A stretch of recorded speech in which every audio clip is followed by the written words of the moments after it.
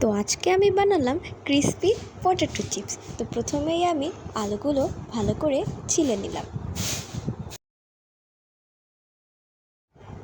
আমি এখানে potato chips বানানোর জন্য 2টি আলু নিয়েছি এবং ছেলার পরে আলু 2টি ভালো করে পরিষ্কার করে নিয়েছি, পানি দিয়ে ধুয়ে নিয়েছি এবং একটি পাত্রে রেখে আলুগুলোকে চিপসের আকৃতি অনুসারে খুব পাতলাভাবে স্লাইস দেওয়ার জন্য আমি আলুগুলো কাটছিলাম।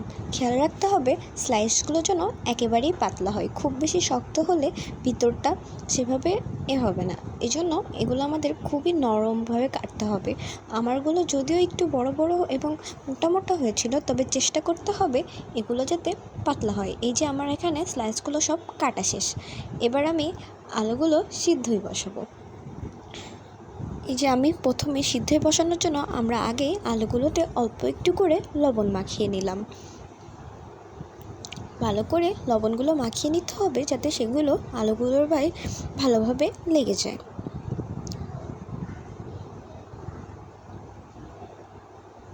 তো তারপরে আমি একটি পাত্রে গরম পানিতে আলুগুলো দিয়ে দিয়েছি এবং 5 থেকে 6 মিনিট অপেক্ষা করতে হবে।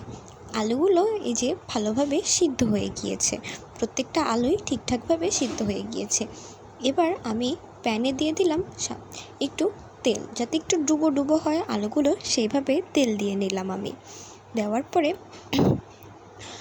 তেলগুলো প্যানের চারিপাশে ভালোভাবে লাগিয়ে নিলাম, যাতে আলুগুলো ভাজতে আমার অসুবিধা না হয়। তারপরে আলুগুলোর পায়ে যে পানিগুলো আছে সেই পানিগুলো আমি ভালোভাবে একটু টিস্যু পেপার দিয়ে চেপে চেপে মুছে নিলাম।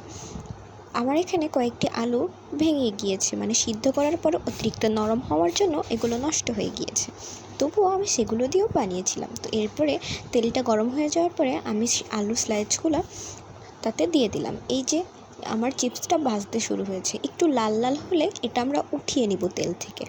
চুলার খুব সামান্য আঁচ দিয়ে এটি ভাজতে হবে, না হলে পুড়ে যাওয়ার সম্ভাবনা থাকতে পারে। এজন্য আমি খুবই সাবধানতার সাথে এগুলো ভেজে নিচ্ছিলাম। একটু লাল লাল হলে আমি এটি উঠিয়ে নিব। এই যে আমার আলুগুলো ভাজা শেষ এবং এবার আলুতে মশলা দেওয়ার জন্য যাতে খেতে ভালো লাগে, এজন্য আমি আর আভা মিলে মশলা তৈরি করছিলাম। মশলা তৈরি করার জন্য খুবই ইজি পদ্ধতি, নিয়ে নিতে হবে যতটুকু পরিমাণে চিপস সেই অনুসারে একটু কম করে লবণ নিতে হবে, বেশি নিলে হবে না। সো তারপরে লবণের পরে নিতে হবে মরিচের গুঁড়া। এখানে আমি 1 চামচ পরিমাণে মরিচের গুঁড়া দিয়েছি। তোমরা যদি ঝাল কম খাও তাহলে এর চেয়ে কমও দিতে পারো। আমি পরে অবশ্য আরেকটু দিয়েছিলাম, যে আমার একটু ঝাল খেতে ভালো লাগে এজন্য। আর আমার একটু লবণটা বেশি হয়ে গিয়েছিল, এজন্য আমি এটা পরে আবার কমিয়ে দিয়েছিলাম। তোমরা তোমাদের প্রয়োজন মতো সেটা দিয়ে নিতে পারো।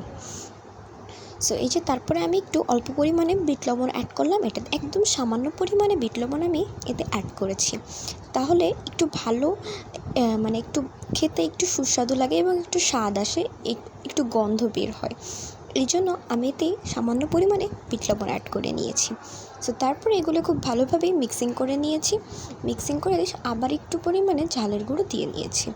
তারপরে ভালোভাবে সবগুলো একসাথে মিক্সড করে নিয়েছি। মিক্স করার পর সেগুলো আমরা আলুর উপরে ভালোভাবে ছিটিয়ে নিয়েছি।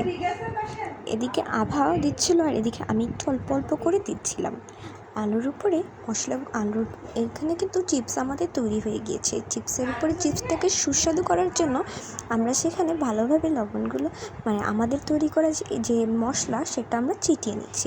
এটা খুব অল্প পরিমাণে দিলেই হবে। আমাদের চিপসগুলো কিন্তু খুবই ক্রিস্পি হয়েছিল এবং এগুলো কিন্তু মরমরে হয়েছিল, এই জন্য এটা খেতে অনেক বেশি সুস্বাদু হয়েছিল। সো তোমরাও চাইলে বাড়িতে কম সময়েই এই সুন্দর রেসিপিটা ট্রাই করতে পারো। সো এই যে আমার আলুর পটেটোগুলো কিন্তু পুরোপুরি তৈরি হয়ে গিয়েছে। সো এই যে খুব সুন্দর দেখাচ্ছে। পরে আবার একটু পাশে মশলাগুলো দিয়ে দিল। সো তারপরে একটা বাটিতে আমরা এগুলো নিয়ে নিলাম। দেখো কি সুন্দর, একদম ঠিক দোকানের আলুর চিপসের মতোই কিন্তু দেখতে হয়েছে। তোমরাও চাইলে এটি বাড়িতে বানিয়ে ট্রাই করতে পারো। সো আজকে এই পর্যন্ত, টাটা।